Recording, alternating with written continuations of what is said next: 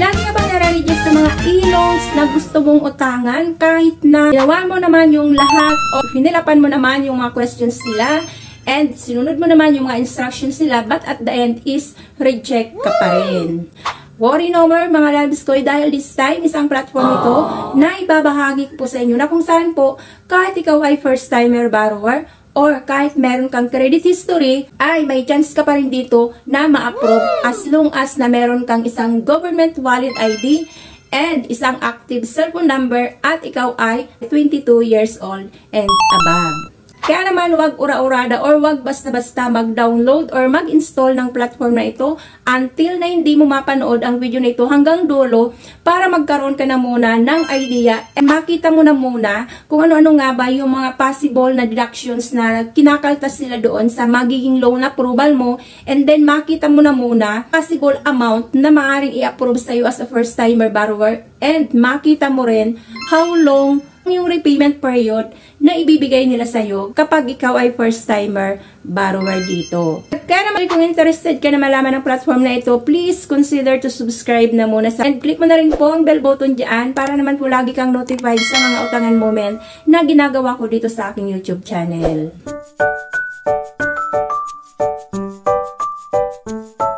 Disclaimer na muna, so hindi po ako dito promoter or ahente ng platform na mababanggit ko sa video na ito. So it's up to you na po or decision nyo na po yan kung susubukan nyo rin po itong utangan or hindi. Dahil ang sa akin lamang din po, maibahagi ko po sa inyo kung ano man po yung naging karanasan ko or yung personal kong experiences habang ako ay nag-a-apply sa platform na ito.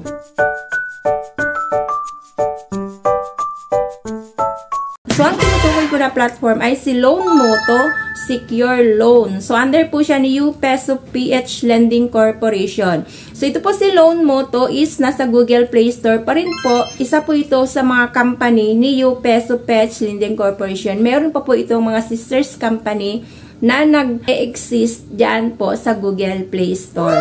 Under Securities and Exchange Commission naman po sila with the registration number C is 20-1814908 and then with Certificate of Authority number 2718. Product information niya dito, nagpapautang siya dito from 1,000 up to 12,000. Loan term niya, 91 days up to 180 days. Interest nila dito is flexible loan term option with interest starting from 0%. So, wala po sila ditong na-mention na iba pa pong deductions aside po dito sa zero interest na sinasabi nila.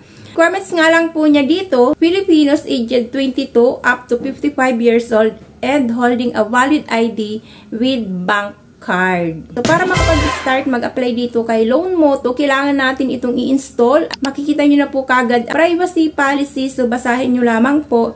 And then, dito kailangan nyo po ritong mag-register using your cellphone number. So, isang cellphone number lamang po ang gagamitin po natin kapag ka nangungutang tayo online para po namomonitor natin kung sino-sino nga ba yung mga platform na napagkakautangan natin, and at the same time, naiiwasan natin yung minsan naguguluhan tayo kung ano ba yung number na ginagamit natin sa pag-a-apply online. Bubungad po yan dyan agad ang kanila pong homepage. Get instant loan up to 50,000 pesos. So, basahin nyo na muna yung kanilang terms and conditions bago po kayo dito mag-click ng apply, dahil dito ay magsisimula na po kayo dito mag-fill up ng kanila pong application. Una nga po, kailangan mo dito mag-fill up ng personal information. So, alam niyo na po yan, pagpapakilala po ng sarili, including po dito yung educational background nyo, and then yung current and permanent address. Next po yan, dyan hingan po kayo ng work information. So, dito fill upan nyo kung ano pong work meron kayo. Third po is emergency contact. So, dito hingan po kayo dito ng 3 pong contact person. Pinapaalala natin ng mga kamag-anak o yung mga kasamahan po sa bahay ang gawin nyo pong contact person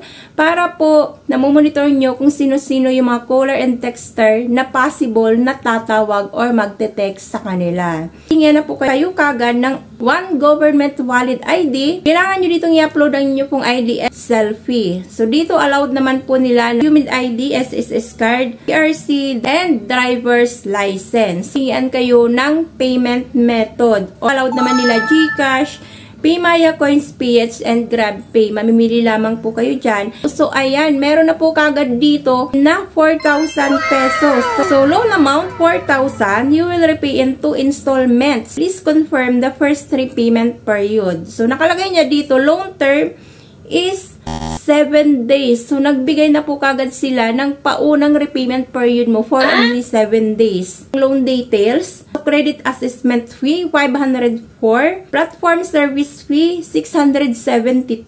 Amount management fee, 504. Withdrawal service fee, 50 pesos. Disbursement amount is 2,270 and interest nila is 0. Ang laki ng mga deductions nila. Oh my God. Ayan, pinakita nila yung repayment information. 2 times ko nga siyang babayaran. So, yung first due dito na binigay niya is on April 9, 2024, which is na kailangan kong ibalik yung 3,999.60 pesos after 7 days only. Yung second due date ko is on August 30, 2024, which is na 0.40 centavos na lang. 40 cents, kailangan pa talagang ibalik yun para lang masabi na umabot ng 120 days yung repayment period na binigay nila. So anyway mga loves ko, it's up to you na po, or come to think of it na lang kung talaga bang i-grab nyo pa rin ba yung ganito pong offer. Kasi dito parang nakadismay na kagad para lang masabi na mahaba yung repayment period nila. Bago nyo po i-click yung confirm dito sa baba, pag-isipan nyo na muna, magkaroon muna kayo ng time or space para pag-isipan nyo kung i-grab po ba ninyo yung ganito pong offer ni Loan Moto. Dahil dito po, na-specify naman na nila na hindi mo full na marireceive yung 4,000 pesos dahil po marami po siyang deductions na binawas doon sa loan approval mo. And then dito, ang marireceive mo lamang daw po is 2,270. Ang dami niyang binawas na doon sa loan approval na binigay sa'yo. So, 504 plus 672 plus 504 ulit and 50 pesos. So, umabot po siya ng 1,730 total deductions. So, ayun na nga po mga loves ko. So, lagi po natin ditong pinapaalala bago po kayo dito mag-commit, bago po kayo mag-confirm dito sa platform na pinagbabalakan yung utangan, pag-isipan nyo na po muna para po naman at the end of the day ay wala po kayong pagsisihan at maiwasan nyo rin po yung mga harassment dito na magmumula po yun sa mga ahente once po na hindi po kayo dito nakapagbayad on time. So, yun po talaga yung mga iniiwasan natin, yung maharas tayo ng mga ahente kapag dumarating tayo sa punto ng magbabayad tayo but hindi po tayo makapagbayad dahil po sa money matters na minsan po is hindi natin na ipoprovide kaagad para doon sa pangbayad po natin ng utang. So, ayan na po muna mga loves ko. So, thank you for tuning in again. For now, marami pong salamat. God bless. Bye-bye.